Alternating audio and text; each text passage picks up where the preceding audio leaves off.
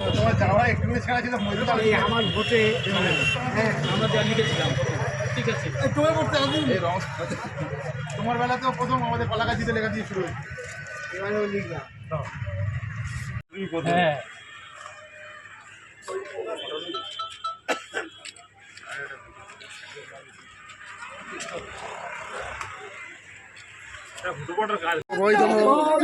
দাঁড়িয়ে আছে দাঁড়িয়ে আছে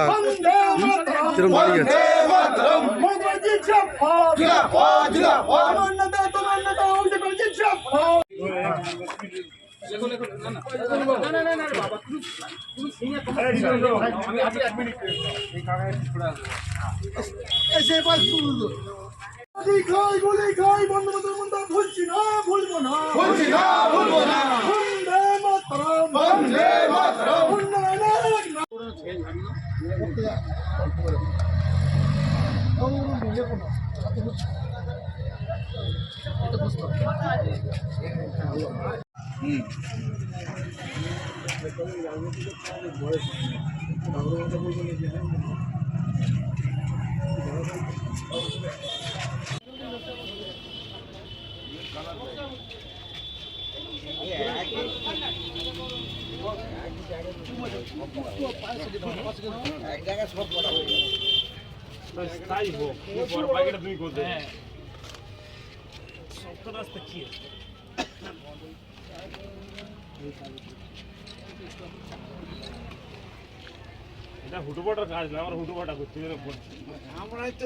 অভিষেক বন্দ্যোপাধ্যায় আমাদের আবেগ।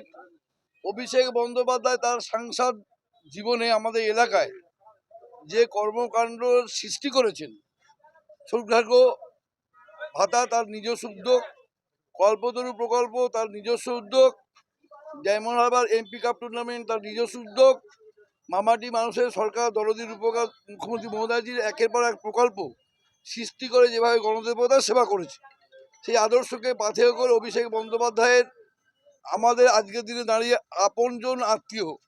তাই অভিষেক বন্দ্যোপাধ্যায় পুনরায় আমাদের ডায়মন্ড হারবার লোকসভায় তিনি দাঁড়াবেন, এটা আমাদের আবদার আমার নেতৃত্বের কাছে।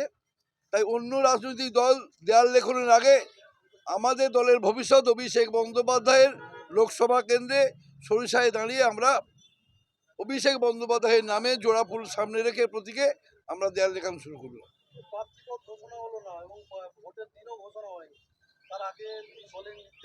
আমাদের মহান নেত্রী মমতা ব্যানার্জি আমাদের আবেগ তিনি খুব ভালো করে জানেন।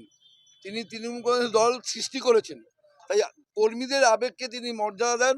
সাংগঠনিক প্রক্রিয়ায় আমাদের সাংসদ অভিষেক বন্দ্যোপাধ্যায় সর্বভারতীয় তৃণমূল সাংসদ, তাই আমার দলের নেত্রীর নীতি জানি আমরা যে লোকসভা কেন্দ্র থেকে আমাদের সাহেব দাঁড়িয়েছেন, প্রচুর ভোটে জিতেছেন। এবছরে আমাদের জীবন বাজি অভিষেক বন্দ্যোপাধ্যায়কে আমরা প্রচুর লক্ষ্য ভোটে জেতাবো। নির্বাচন ঘোষণা হয়নি, প্রার্থীপদ ঘোষণা হয়নি, অভিষেক বন্দ্যোপাধ্যায়ের দেয়াল লিখন শুরু হয়ে গেল, কি বলবেন? আজ থেকে আমরা অভিষেক বন্দ্যোপাধ্যায়ের নামে দেয়াল লেখন শুরু করলাম এবং অভিষেক বন্দ্যোপাধ্যায় আমাদের ক্যান্ডিডেট এবং অবশ্যই সে তৃণমূল থেকে দাঁড়াবে। কি মনে হয় এই দেয়াল লিখন কি উচ্চ নেতৃত্ব নির্দেশে হলো? না না, আমরা আজকের আমরা এখানে একটা বিশেষ কাজে এসেছিলাম, আমরা ঠিক করলাম আজকের দেয়াল লিখ। আজকে থেকে কি শুরু হয়ে গেল? আজকে থেকে আমরা ভোটে দামাবাজি দিলাম। নৌসাদ দাঁড়াবে? হ্যাঁ, নৌসাদ আইএসএফের প্রার্থী দাঁড়াচ্ছে ডায়মন্ড হারবারে, কি মনে করছে? এই দেখুন দাঁড়াচ্ছে জামানত বাজেয়াপ্ত হওয়ার জন্য।